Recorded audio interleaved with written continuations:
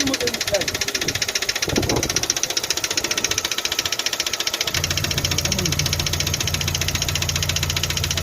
we need to just take out the tappet cover. Let's take out the tappet cover. We want to see if this motor is receiving enough oil on the upper side. We have got more than enough oil. So let's check on the chain guide, tensioner. Everything looks fine. Let's take out the cams to check the shims. The shims, some they have the marks, some they do not have. Some they look fresh. Look at this one. This one looks fresh. So we need to send the cylinder to the engineers for setting. They need to just to set the shims. They need to set the shims.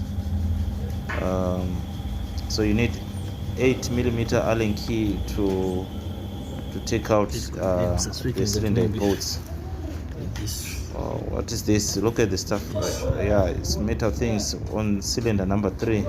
Cylinder number 3, it does have these metal things. It might be the valve seat. I'm suspecting that maybe it's coming from the valve guides or the valve seats. I'm suspecting the valve seat or the valve guide. I'm sure if we check on the top of the piston number 3, we are going to find something. We are going to find something for cylinder number 3. And this kind of material, it's not aluminium. It's not aluminium. What kind of material is this? Looks like cast iron. Not sure what's going cast iron or. Yeah, but let me just try to just find out. Yeah, it looks like. But I think I have to use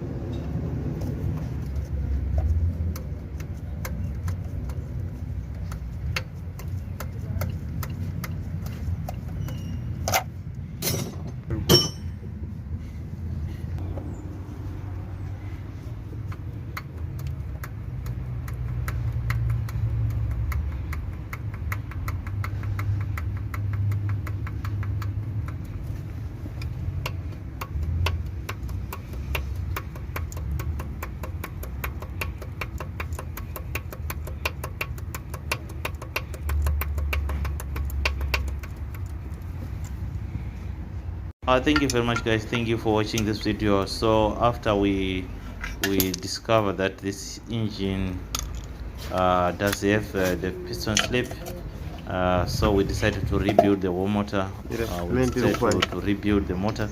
So we are going to just change the clutch. We're going to change pistons, valve guides, valves, seals. On the bottom side, the pistons, everything was fine on the piston. The gauge pin was fine. The crank side, it was fine. So the problem, it was coming from the head.